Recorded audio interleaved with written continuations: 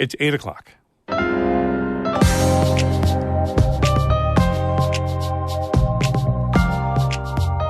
Good morning. This is Northern Light for Monday, October 23rd. I'm Monica Sandreski. And I'm Todd Moe. The St. Lawrence Seaway is shut down after Canadian workers went on strike over the weekend. We'll have more details coming up. Also, as part of our ongoing healthcare series, telehealth is often cited as a solution to gaps in rural healthcare. We'll visit one North Country hospital to see how it can support both patients and doctors. Sometimes docs just need advice. Sometimes it's just, we can do it here locally. You just kind of need that backup support. The 22nd annual Lake Placid Film Festival kicks off Thursday night, continues through the weekend. We'll talk with Gary Smith, chair of Adirondack Film, for a preview. Nobody has ever had any doubt that Lake Placid is a sports community. But we are trying to also put a pole in the ground that says we are also arts community as well. And the National Wheelchair Football League held its tournament in Buffalo earlier this month. We visit the Gridiron coming up on Northern Light. Stick with us.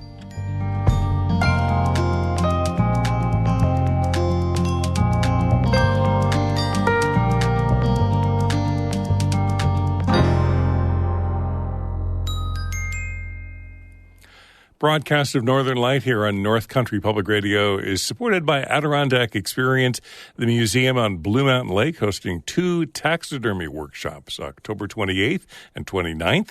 Event details at the adkx.org.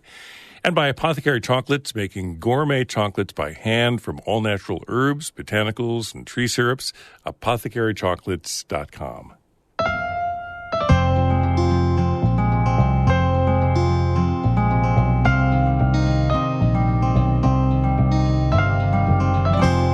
This is Northern Light. I'm Monica Sandreski. And I'm Todd Moe. The St. Lawrence Seaway is now shut down after Canadian workers began their strike over the weekend. The union says workers want pay increases. A statement from the union says they're committed to getting a fair contract. The St. Lawrence Seaway Management Corporation oversees the Canadian side of the Seaway.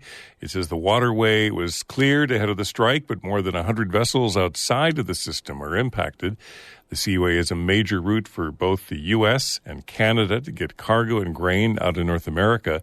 The strike could greatly impact Canadian and American farmers who are trying to ship out grain. The not-for-profit says it's asking for a ruling under Canada's Labour Code to provide workers who could keep the Seaway running. The union's contract ended in March. The corporation and the union had met 3 times before the strike, but failed to negotiate a deal. A Massachusetts-based developer is seeking approval to build a new housing complex in Lake Placid. According to the Adirondack Daily Enterprise, the proposed development would be located behind the Coldbrook Plaza in Lake Placid. It would include a 60-unit affordable housing apartment building. Tenants would have to make between $24,000 and $64,000 per year to qualify. The developer would also build 20 market-rate townhouses. The Enterprise reports that the apartment building would be funded through a state program for low-income housing. If approved, the development could open in 2 years. The 2024 election is still a year away, but Representative Elise Stefanik is crushing her opponents in the race for New York's 21st Congressional District in early fundraising numbers. Kara Chapman has more.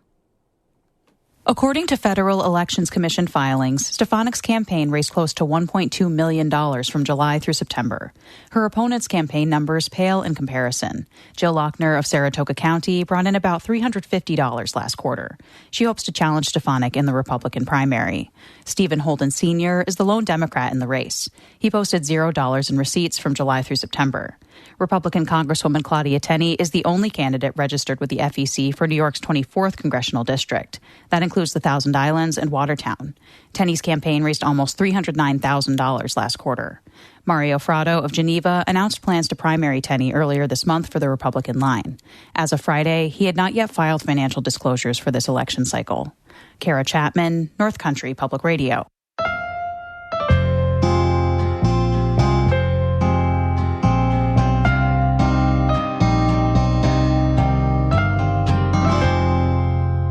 As specialized healthcare has become more technical and more expensive, especially in rural areas like the North Country, telehealth has become an emerging solution. During the pandemic, the usage of telehealth skyrocketed, and it's remained high since. Today, telehealth accounts for about 5% of all healthcare claims.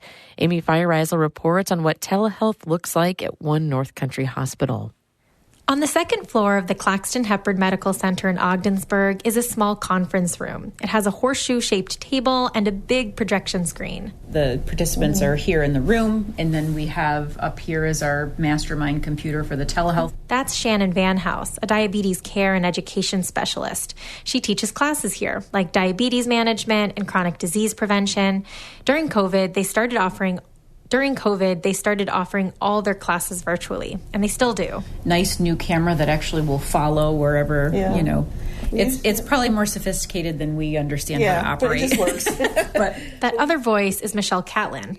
These women run a robust diabetes education program here at Claxton Hepburn. It's a rarity in the region, and in the past, that meant people had to come here, or it meant educators had to travel. We used to travel to, Madrid, which is Alex 30 Bay, miles away, yeah. Alex Bay, another 30, 40 miles away. So that cut down on, provider time. These days, Van House and Catlin reach people all over St. Lawrence County and beyond, virtually. They say whether in person or on camera, they love watching people have their diabetes aha moment. Van House again. They learn about their disease, and you can see the light go off, and they're like, oh, okay. That's what's happening, and this is why, I should eat this way, or I should, start moving a little bit more. This is just one example of a telehealth service that's expanded since 2020, when the coronavirus pandemic accelerated the adoption and use of telehealth across the U.S. The pandemic had a huge increase in the overall number of cases. That's Robert Hunt. He works for the Fort Drum Regional Planning Organization, a partner in the North Country Telehealth Partnership, which has been tracking telehealth visits in the region for the last decade. In 2019, Hunt says they recorded about 3,000 telehealth visits. Then the pandemic hit. And then in 2020, that shot up to 128,000. And in 2021, it doubled to 211,000. Hunt says it's stabilized now to around 120,000 visits per year. That's a 40-fold increase from before the pandemic. And that was possible because federal and state laws have changed to allow more telehealth. And insurance, including Medicaid and Medicare, now cover far more telehealth visits. At Claxton Hepburn, they offer a number of telehealth services. Dave Ferris says the goal with all of them is to keep patients from having to travel or being transferred to a larger hospital. It's rough on people if they have to be transferred to another facility for some of these specialties. Ferris is the chief nursing officer at Claxton Hepburn and the Carthage Area Hospital. The oldest telehealth service at both is called Telestroke. Basically, they call a doctor at Upstate Medical Center in Syracuse when a stroke patient comes to the ER. And have a neurologist or neurosurgeon on camera to do an evaluation of the patient. We can do all the testing here, but having that backup support for strokes is very important because you want to get the thrombolytics or the treatment started as soon as possible. And it's worked very, very well. And we've had patients with great outcomes. Other telehealth services include select psych evaluations and infectious disease consults. With that one, they have the doctor on an iPad and a local nurse assisting. We have a stethoscope that the nurse can place, and the doc on the iPad can actually hear the lung sounds. Now, of course, there are limits to telehealth and drawbacks. Not everyone wants to see a provider online. Many would like to have a more personal connection. And Ferris says the sort of dark side to a lot of telehealth adoption and innovation is that it's being driven by doctor and nurse and specialist shortages. Telehealth can't fill an empty hospital. I don't think it'll be the savior, but I definitely think it's useful in certain circumstances. Where he really sees it shining is in helping connect on-the-ground rural healthcare professionals with support and expertise. Sometimes docs just need advice. Sometimes it's just, we can do it here locally. You just kind of need that backup support. And in some cases, telehealth can even work better than an in-person appointment. Shannon Van House in the diabetes unit says for counseling, it helps to see people at home. If they're able to go grab like their favorite snack off of a shelf and read the nutrition label, that's real-time education that they can see. And it's not always a choice between in-person or virtual, says Van House. For some patients, like elderly folks who don't drive, virtual is the only option that would work for them. And word is spreading about that option. This year alone, the Diabetes Education Unit has received 250 referrals, a huge increase from years past.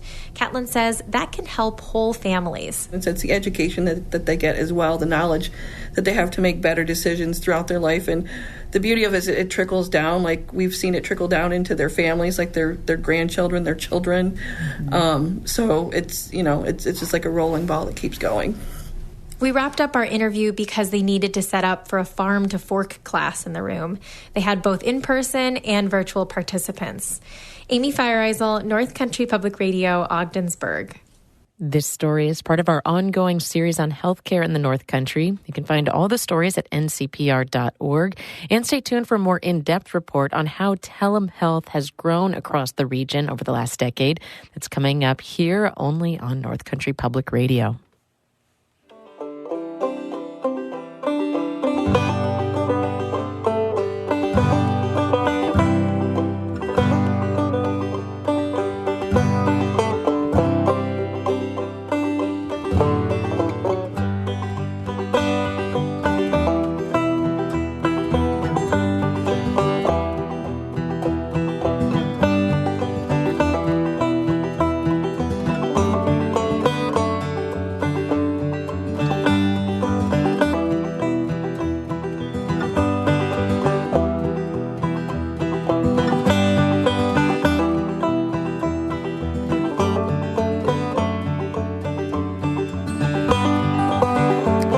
You're listening to Northern Light right here on North Country Public Radio. It's 8:12. Good morning. I'm Todd Moe. And I'm Monica Sandreski. Coming up, filmmakers and film lovers will gather in Lake Placid this week for a celluloid celebration. We've got a preview in just a few minutes here on Northern Light.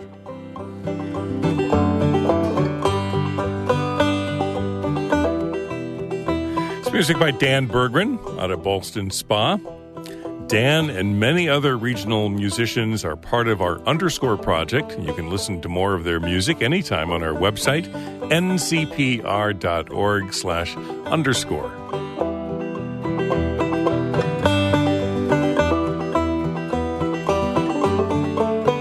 Northern Light is supported by St. Lawrence Health, offering My Care, a way for patients to access health information and stay connected to their care team. Registration is available at stlawrencehealthsystem.org. And the Village Mercantile, Saranac Lake, partnering with local nonprofit organizations to sell the merchandise through their e-commerce store. More at villagemerc.com.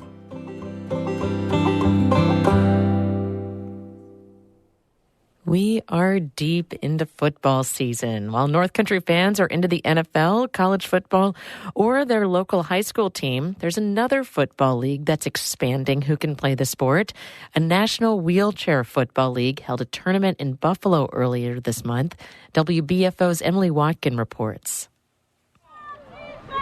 Move United's USA Wheelchair Football League, or USAWFL, launched in 2020, and since then has supported over 850 athletes and coaches, of which 315 are veterans. Earlier this month, Buffalo hosted its first USAWFL tournament, welcoming 7 teams, each named after their NFL counterpart.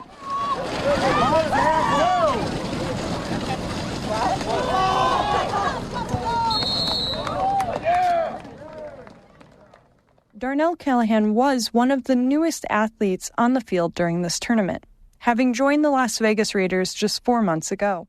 Yeah, so this is the first time the Raiders has a team. So this is our second tournament, but this is our first year. I know some of the other teams have been teams for a while now. On Friday, ahead of the tournament, athletes gathered at Riverworks for fellowship and seemingly endless chicken wings. That night, Callahan made one thing clear. The sport is just as competitive as any other. So I think that's really important because it's going to be real shameful to dominate during your first year, second tournament over all these established teams. This is going to come out real bad if we don't dominate. But we will, though. We will. Callahan happened to celebrate his 29th birthday that same day. But looking around the room, the league isn't made up of young men. There's diversity in age, gender, race, and disability. All athletes play the game using a sports wheelchair, but not all use a mobility device full-time. Some people in the room have been disabled their whole lives, and some became disabled later in life. For me, football has been a part of my life since I was 5 years old, and I'll be honest, for about 5 to 10 years or so, there was a spot where it wasn't, and I didn't feel right. So getting back into this sport for me has been huge emotionally. Callahan's defensive coordinator and quarterback Gabriel Palacios is a Marine Corps veteran who was wounded in Afghanistan. When he moved from Alabama to Nevada, he helped start their wheelchair football team.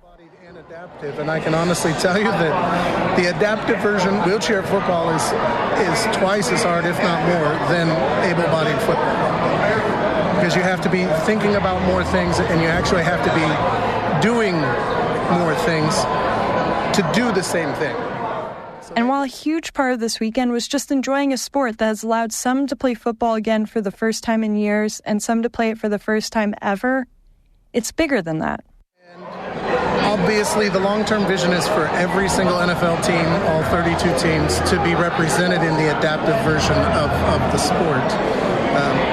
That's going to take a lot of work at the state level and at the local level.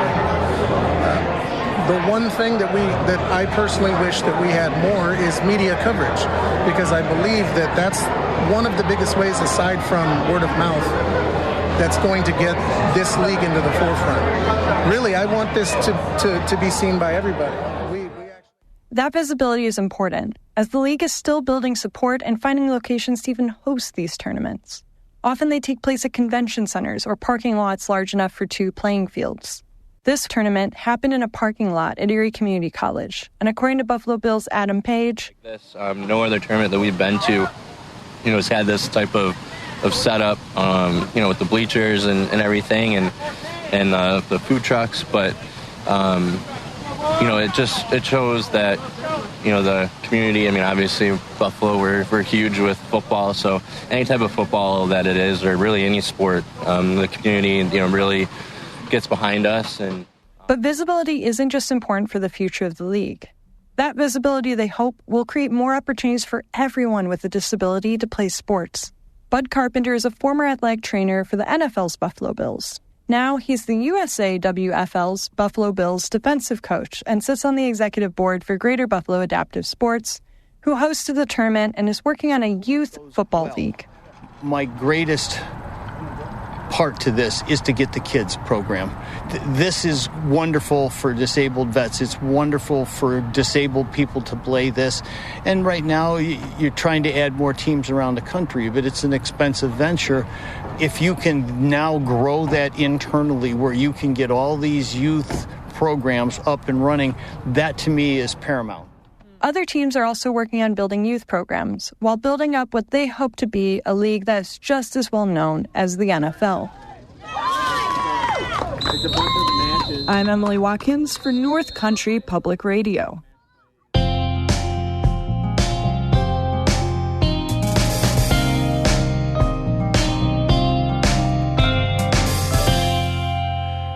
A DeKalb Junction man is accused of assaulting police officers and damaging patrol cars in Canton. Police say 45-year-old Michael Maurer charged an officer at a local gas station on Thursday. He then allegedly used his van to strike an officer and several patrol cars before fleeing the scene.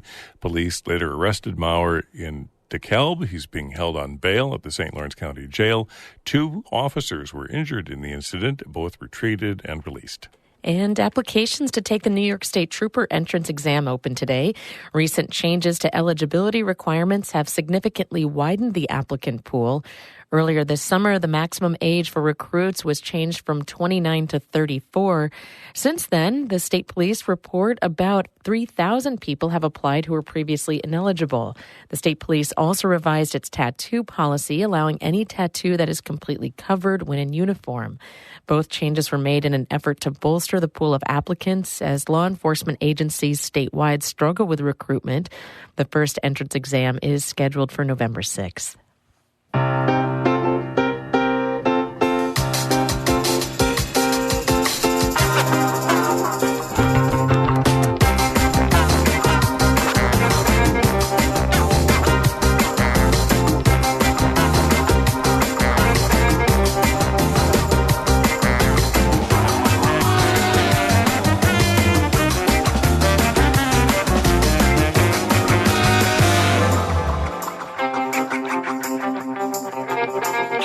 You're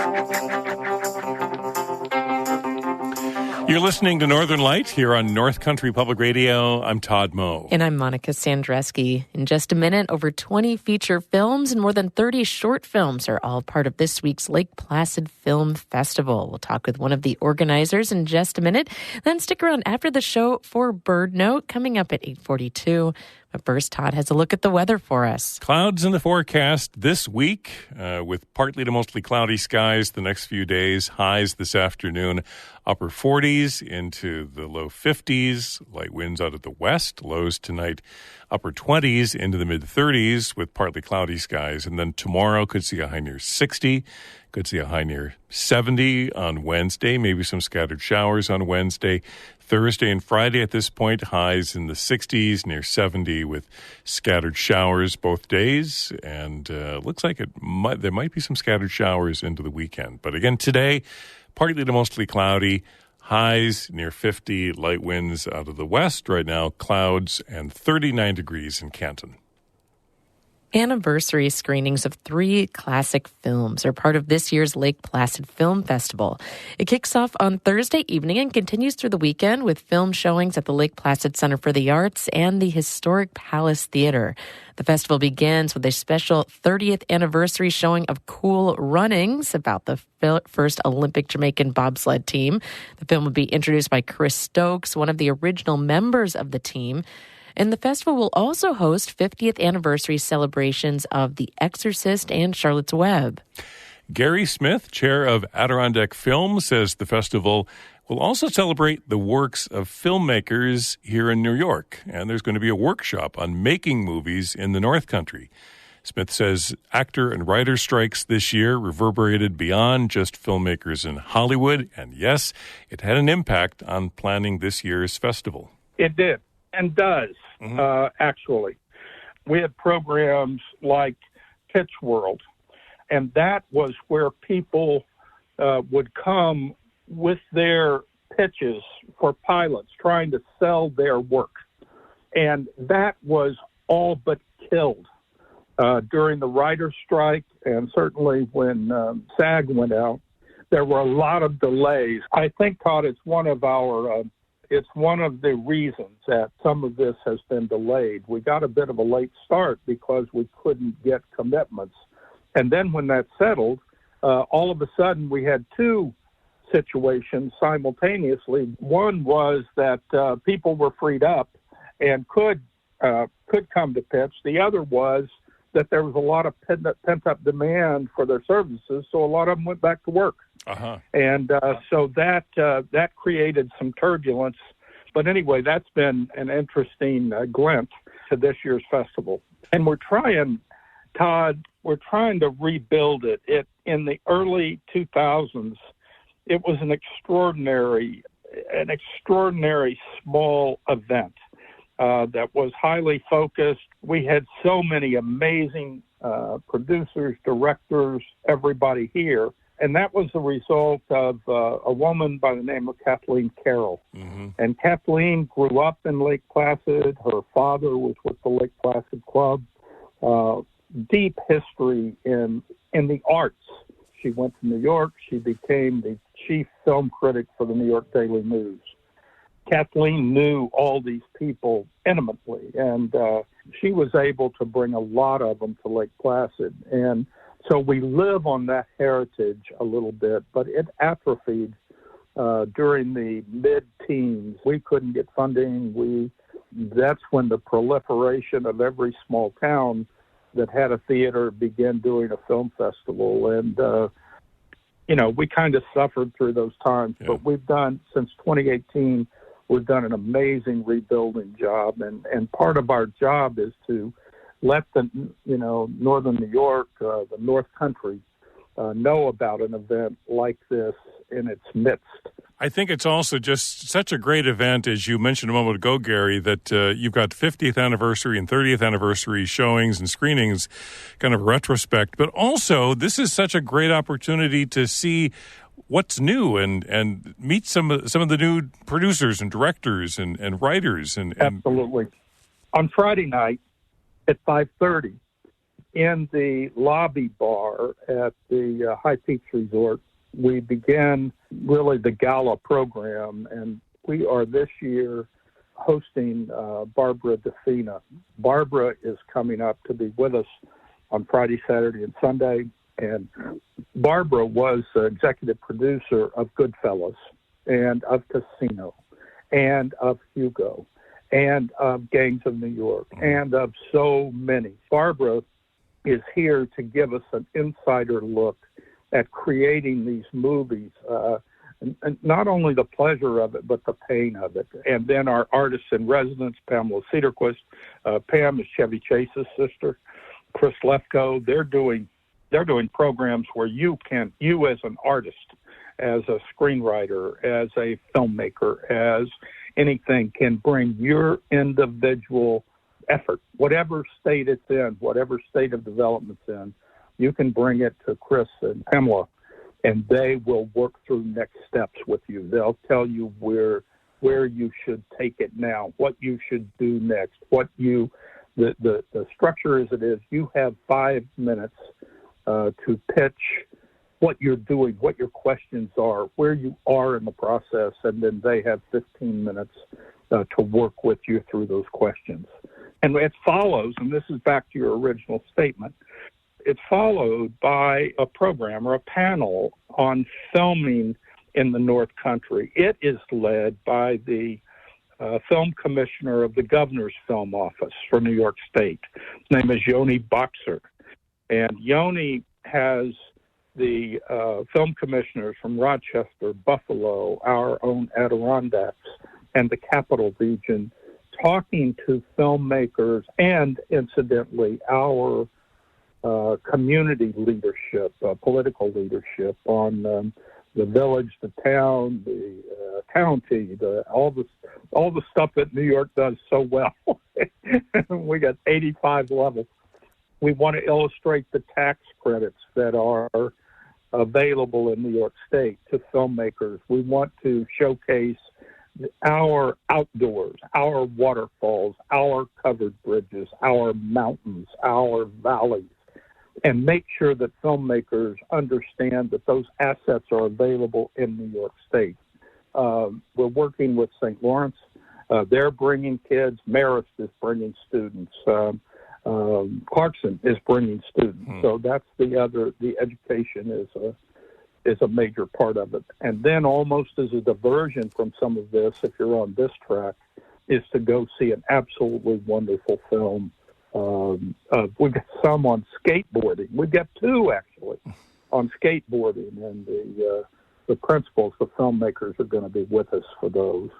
One of the things that I said I wanted to get back to with Yoni and filmmaking up here is that we want to begin to build what has been labeled in other markets as a creative community. Nobody has ever had any doubt in our generations that Lake Placid is a sports community, but we are trying to also do our part to put a pole in the ground that says we are also, and do our part to accentuate that we are an arts community as well, and we're trying to find pathways that people can make a living up here.